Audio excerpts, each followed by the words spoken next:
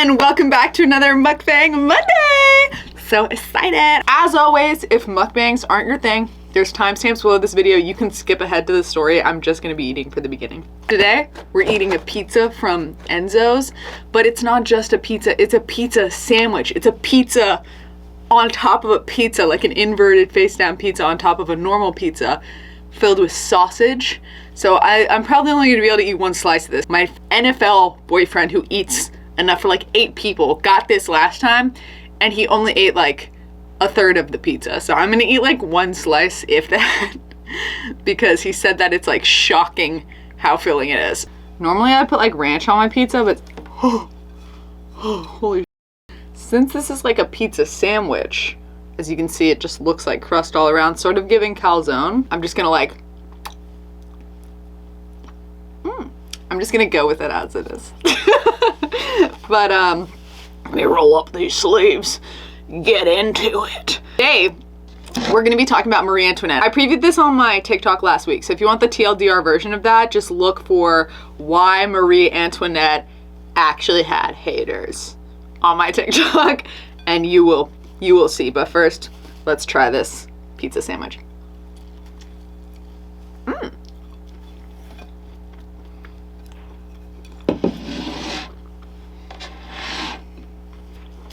More thyme and rosemary on this than like I would expect. Normally I know to expect oregano, but kind of interesting. If you like mukbangs, like hang out with me, grab a slice of pizza yourself. It's like we're eating together, or it doesn't even have to be pizza, honestly. Eat a little snack. Have a little snack. Have you had a snack recently? Has it been a while? Drink some water, have a snack. It really is just 2 pizzas on top of each other, because like, look, you can like part the pizzas. Sorry, that felt invasive. Well, I'm eating it, whatever. I gotta stop apologizing to inanimate objects. I know you're supposed to do like cheese pulls in mukbangs, but like it's not, it does a mini cheese pull. Like, I'll try better.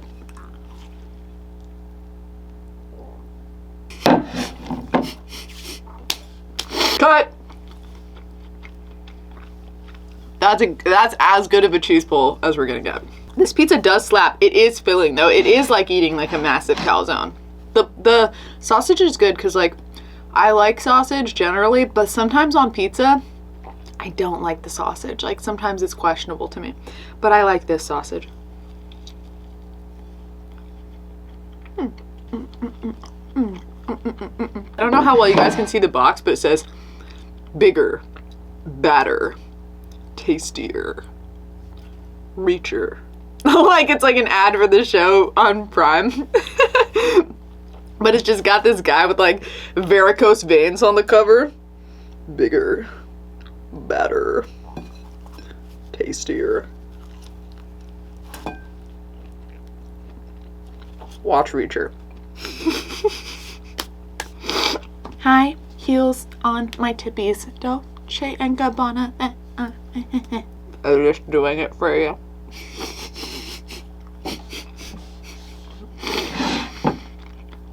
I think this is the first mukbang I've done by myself. As you guys can see, whether I'm with somebody else or by myself, I'm still perfectly down to chat. I talk to myself all the time. Me, myself, and I, best friends. Always been that way. When I was little, I would like go sit in front of a mirror and chat. Oh, that sounds so sad. You guys can tell I was bullied. I know it. I know it! I said I was bullied the other day. Well, actually, no, this was like a couple months ago now. I said the subject of bullying came up when like me and the other wags were watching a game, and I was like, did any of you guys get bullied? And they were like, no. And I was like, what? Like none of you guys? And they're like, no, why? Did you get bullied? And I was like, did I get bullied? Yes, I am weird as fuck now. I was just smaller and honestly weirder back then, and I had like a pixie cut. Yes, I was getting bullied. And then they were all so quiet, and they were like, that makes me really sad, Daisy. And I was like, what is it like to be you guys? Like that. You guys have just been live, laugh, loving so far? Dude, what? That's why you guys are all so well adjusted. Good for you. Happy for you guys. I'm never confiding in you again, though. That seemed like it affected you too much. This is really good. I think I'm going to be able to finish the slice. I think I'm going to be able to. These last, like, 2 inches of this pizza sandwich. I'm feeling full, and I haven't eaten anything yet today because I'm filming this really early in the day. Not, like, super early. It's, like, noon, but still. There's free real estate down there, and I'm getting full. And I can eat generally. Like, I eat a lot usually. I always finish my plate.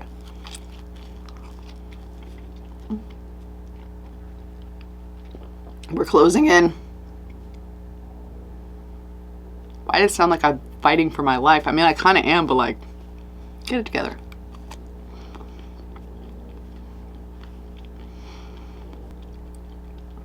Last bite.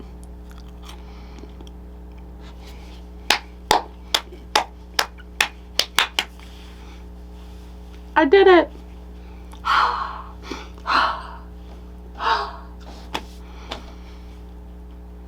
So today we're going to talk about some hot goss concerning Marie Antoinette. Got to start with the most infamous, which is Marie Antoinette saying, "Let them eat cake." Even though that's like arguably her most famous quote, she didn't even say that. Like, that would suck if the thing you're most known for is something you didn't even do. Most people think the root of this information is Jean-Jacques Rousseau, who wrote this publication. He called it Confessions. Basically, he put a bunch of hot goss in it. A lot of historians think that this quote is actually meant to be attributed to Maria Theresa, the Spanish princess who was married to Louis before Marie Antoinette even got to France. And when I say she was married to Louis before Marie even got to France, I mean the other Louis, the one that lived 100 years ago. That sucks, bro. That sucks. That's like if I said something today and then people were like quoting some flapper from the 1920s who was like problematic and being like, her Daisy Foko said that. What? What? What? What? Sorry. Even though there are valid complaints about Marie Antoinette, this is not supposed to be like a spin piece on her or anything. But like, it's also important to note that she became a monarch when she was 15. A lot of monarchs enter the monarchy at a young age, so she's not unique in that respect. But I do think that like remembering the age of these people and considering their socialization plays a pretty major role in why they do the things that they do. Marie actually was known for being pretty tender-hearted. Like, yes, she way overspent, but she also had like no real concept of money. So like if you were playing life as if you had the Sims Motherlode cheat code, you would probably also just be just blowing crazy amounts of money because it doesn't mean anything to you. Like, there's no context in your life for that. But obviously it caused millions of people to suffer. So like, we can't just ignore that. But I'm just saying, if you're like, what kind of sociopath? That's why. There was like a real cognitive dissonance between royalty and everybody else. But beyond that, there's actually a story where she had come across a peasant who had been gored by a wild animal, most likely a boar or something, and she actually like knelt down and she dressed his wounds herself. That doesn't really give like too snobby, like, ew, don't touch me, you're broke. Don't touch me, you're baroque. Sorry, that's like a really funny joke because like the Baroque period is like the 1700s to the 1800s. Marie Antoinette, she's late 1700s, so. I know jokes aren't supposed to be funny if you have to explain them. I don't care. That one felt like it needed an explanation. Anyway, so she like knelt down and helped this guy and made sure that he was like as well off as he possibly could be. There's also a testimony of her adopting an orphaned boy. So it seemed that like she actually did have a bleeding heart so long as she was exposed to the atrocities of other people. The thing is, when you live in Versailles, which like, if you've ever visited Versailles, it's like a summer cottage. It's not in the center of anything. It's pretty distant, especially back then, from Paris. You know, you have to drive all the way out there or like take a train. It's not like she wouldn't be like looking out the window and seeing suffering and being like, must suck to be poor. But whether it was Marie Antoinette or Maria Theresa who said, let them eat cake, the quote is still misinterpreted through translation, because really what it means, and like, I'm not an expert on French, but I looked this up and found it out, so just don't get the impression that I'm good at French, because like I always butcher French. But really what it means is like, let them eat bread basted in egg, which normally like the peasants at this time, the bread they were eating was just like classic water flour bread. And so this was more of like a brioche bread, which is more protein and more calories. And there was actually a law in France at the time that stated that if bakers ran out of just normal water and flour bread, that they would then have to start selling brioche bread for the same price as their typical cheap bread that the peasants ate. And it actually ended up causing like huge economic disparity though, because then the bakers would just make very little brioche bread in general, so that if they did run out of their main supply, they wouldn't be like completely crippled economically by having to give away brioche bread for like way less than it is valued at. But the point still stands, like whether it was Marie or Maria, it's not as insane of a statement as it sounds. It's not really as flippant. It was sort of like a decent contingency plan, I guess, given the laws of France at that time. Our next scandal is Marie Antoinette's little boy toy.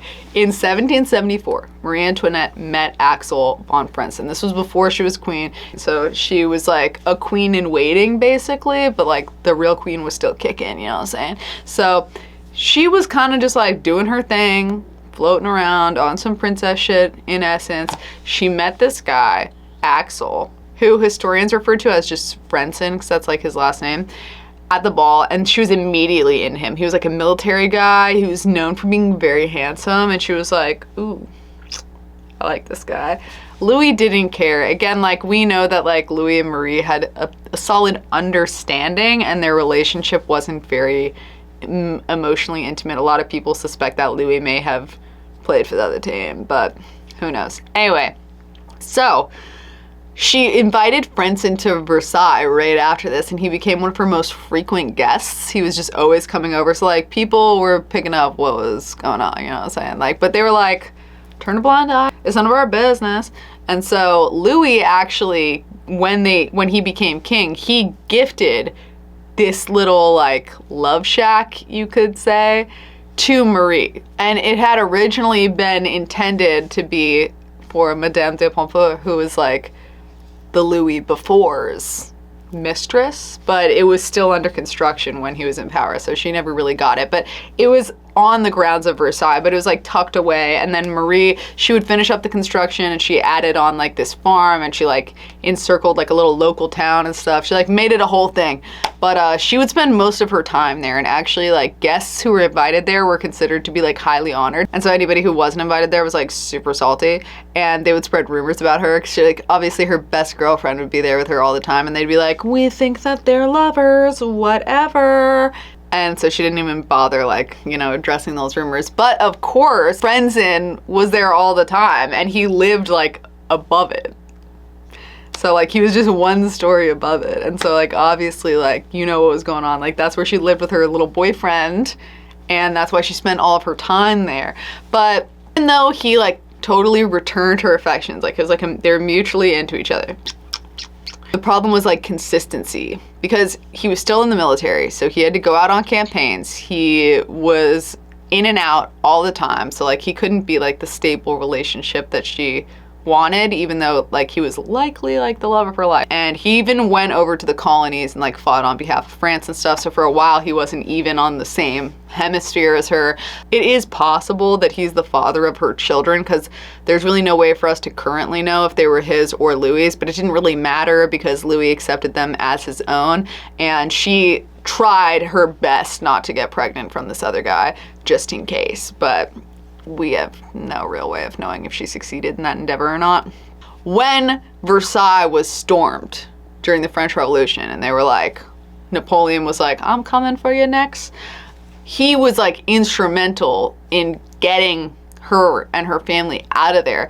He basically mortgaged his house. He did all this stuff that he could do to try and get all of the funds and equipment required to flee.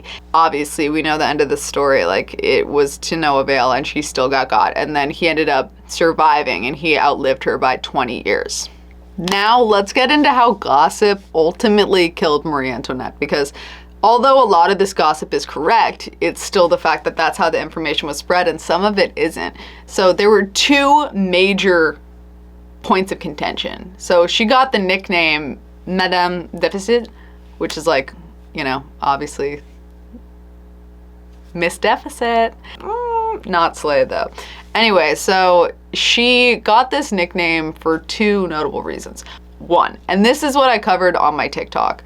When she first came over from Austria to France, she looked around, she saw everybody's outfits, and she was like, you look like clowns. I'm sorry, like this is so ugly. Like this is literally so ugly. I am not gonna wear this. I'm just not gonna wear this. And so she fired the lady who was in charge of dressing not only her, but everybody else at court, because whatever the queen wore informed what all of the ladies of the court wanted to wear as well. So she was immediately super unpopular, because that's like, the analogy I gave on TikTok is, that's like if everybody's wearing off-white and she were to come in and she were to look at the designer Virgil in the face and go, I just don't really, I'm not messing with it, you're fired.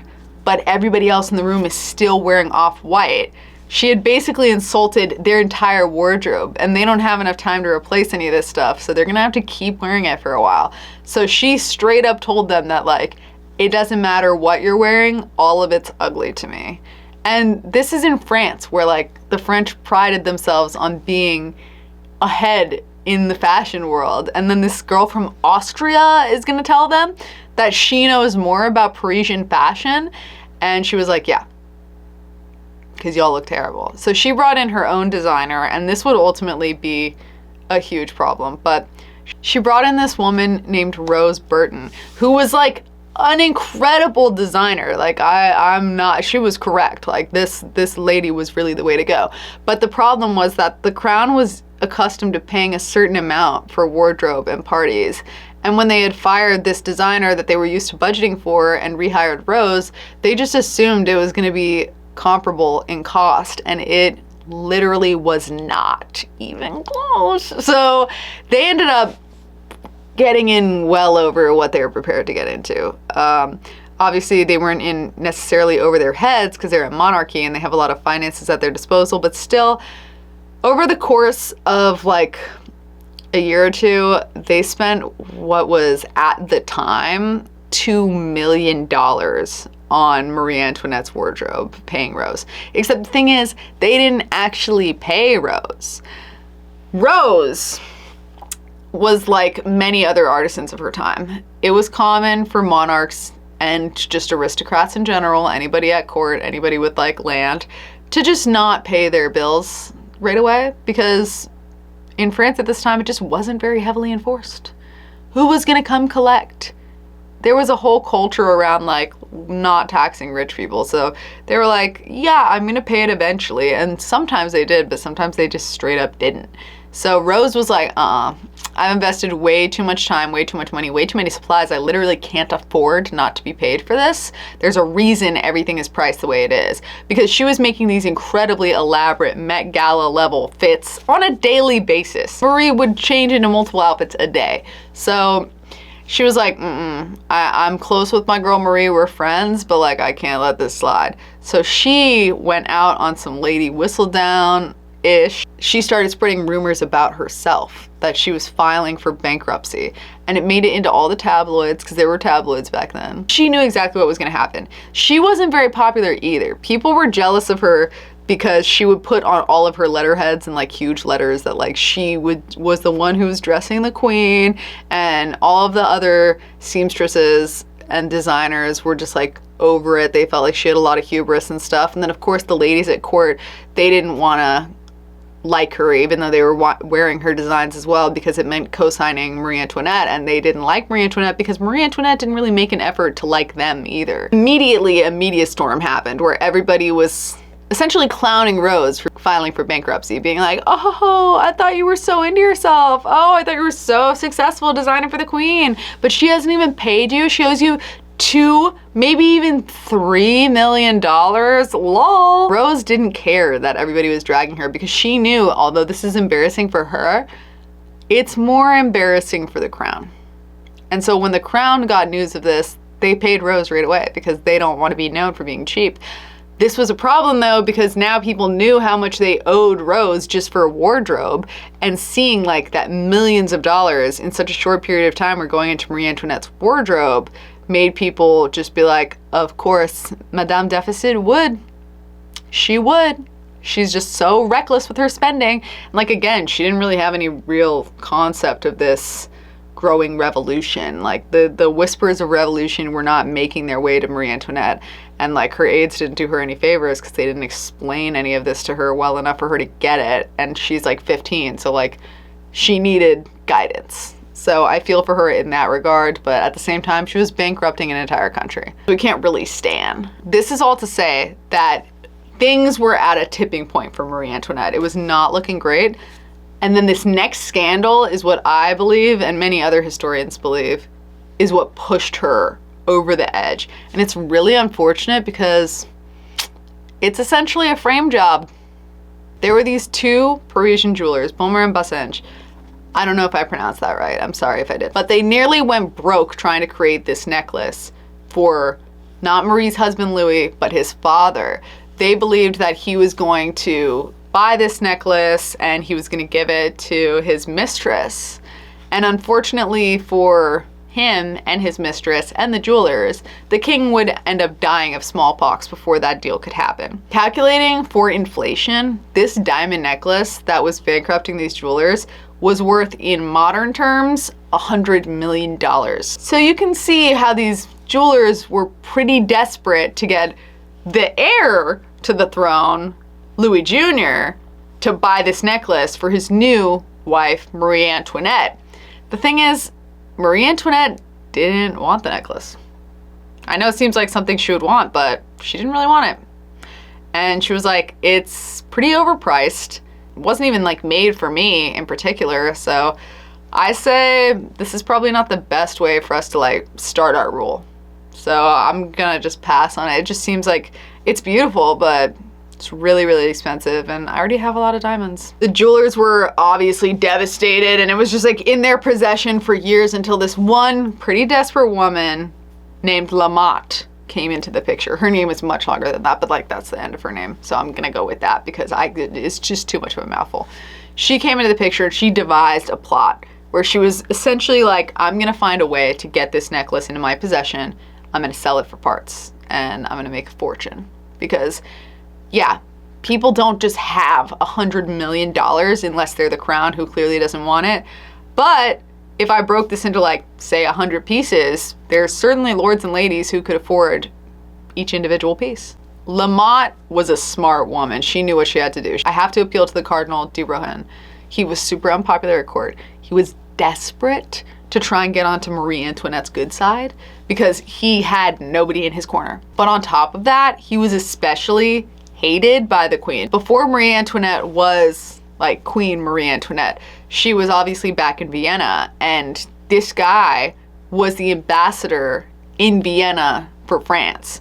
And while he was there, he made an enemy of Marie Antoinette's mother, and by extension, made an enemy of Marie Antoinette. Not knowing that she was gonna be the Queen of France and he'd be around her all the time, he had no idea how much he had just himself. So when Lamotte presented him with a potential option to like get into her good graces, he jumped on it. He didn't give it any sort of critical thought. He was like, yeah, sure, I'll do it. But it doesn't stop there. Then Lamotte, she goes and she gets her ex-boyfriend and she's like, hey, you know how you're really good at forgery? I kind of need your help with something. And he's like, okay. So he forges letters from Marie Antoinette, mimicking her handwriting, to the cardinal. So she's sending these letters like, oh yes, like I really do want this necklace. And he just thinks that this is from Marie Antoinette because it looks like her handwriting. Why wouldn't it be her? What's even crazier is that Lamotte even goes so far as to get a prostitute who is like a doppelganger for Marie Antoinette to meet the cardinal in the gardens when it's dark, when it's late, so he can barely see her, but he can see her enough to think that it's really her and have a tea. So he thinks, dang, she really wants this necklace for real. Like she really wants this necklace. He goes to the jewelers. He's like, listen, I obviously don't have $100 million on me right now, but I would like to buy this with credit. And they're like, you know what? No one else has even like bothered to try and get that far with us in negotiations. So you know what? I'm sure you're good for it. If you're not, we'll just take the necklace back, obviously. And he's like, yeah, that's valid, but like, I am good for it. Don't worry. Because he thinks like, again, like he's going to get the crown to like subsidize this. So he's not really going to have to pay for it himself. He's thinking more like, yeah, I'm putting a deposit down, but like they're going to handle the whole thing. And the cardinal explains like, this is for Marie Antoinette though. And they're like, oh, okay, well, yeah, then for sure. And he's like, yeah, so you don't even have to give the necklace to me. I want you to just go give it to her foot soldiers. And then you'll really know I'm good for it. And they're like, okay, yeah, we're feeling really good about this deal now. So they go and present it to the queen's foot soldiers, except, plot twist, it's not the queen's foot soldiers. It's Lamotte's ex-boyfriend in disguise as a foot soldier. So he gets the necklace and he flees, and he effing flees. He gets out of there. He just managed to bag a $100 million necklace with ease. He just got out of there with it. This is so Ocean's 1777. Everybody involved thinks that like the necklace is still en route, like that it's doing exactly what it's supposed to do. So the first payment comes through. The jewelers are like, all right, Cardinal, pay up. And he's like, oh, I don't really like have the money. And they're like, what's funny about that? And he's like, well, no, just go talk to Marie Antoinette about it. Because again, like I'm technically the one procuring it, but like it's really the crown procuring it. And they're like, okay. So they go and they basically confront Marie Antoinette and they're like, run me my money. And she's like, for what? And they're like, for the necklace that you're like obsessed with. And she's like, you mean that necklace that I said I literally didn't want every single time you've ever asked me about it? I obviously didn't buy that. And they're like, well, but there was this thing with the cardinal and he said, and she's like, I don't know about this. I don't care.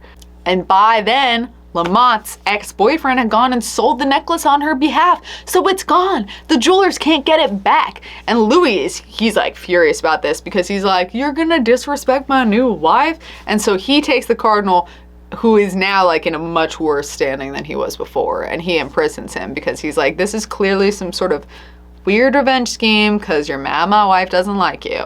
And so he like arrests him. He was later acquitted of all charges when people figured out what really happened, but he was still exiled. They actually did end up tracking down our girl Lamotte and they imprisoned her, but she escaped. Prison break. She got out of there, fled to England, and then she started just spreading crazy rumors about Marie Antoinette. Yeah. She just started spreading rumors about how cheap she is and stuff. And like she just spent all of her free time printing out propaganda and stuff against the queen. So since Marie Antoinette's reputation was already hanging on by a thread, people hearing more propaganda, hearing that like, oh, she really did want this $100 million necklace. She just didn't want to pay for it. When she got caught, she started imprisoning the poor for it. It just confirmed her bad rep as Madame Deficit. So between the cake comment that she like didn't make but people thought she made, the your fits are trash debauchery, and this whole necklace scandal, people were just like, and it was really like the nail in Marie Antoinette's coffin. And I think that's why people treated her in particular with such brutality, because they had built up all of this resentment towards her in particular. She was this pinnacle of just greed to the people of France, and that's why she got done the way that she did. And I often see people sympathizing with Marie Antoinette where they're like, she was so young and her last words were, I'm sorry, were an apology after she stepped on the executioner's toes when she was stepping up to get beheaded, which is certainly very sad. And it does fit with like her character depiction that were given by people who didn't hate her, which is that she was actually very kind-hearted. But unfortunately, when you're somebody who holds a great deal of power, being ignorant to the needs of your people tends to result in these sort of things. So although I do have sympathy for her, ignorance can be very dangerous, and this is a real example of that. Thank you guys for coming to my mukbang. I hope that you have a wonderful week. I'll see you next Monday, and don't forget to tune in for Spooky Saturday, of course. If you don't follow me on TikTok already, my main is Daisy Foko, just like on here, but I have a second account that I use for lifestyle stuff and just like random disjointed thoughts that I have sometimes. So it's like mainly me talking about random like pop culture things, or like me and my boyfriend, or like get ready with me's, that sort of stuff, like way more like day-to-day content, and that's on daily Foko. And then I don't really use X or Twitter or whatever, but I am on Threads, so if you follow me on Instagram, you'll be following me on Threads immediately, and my Instagram is daisfoko, DAISFOKO. All right, bye!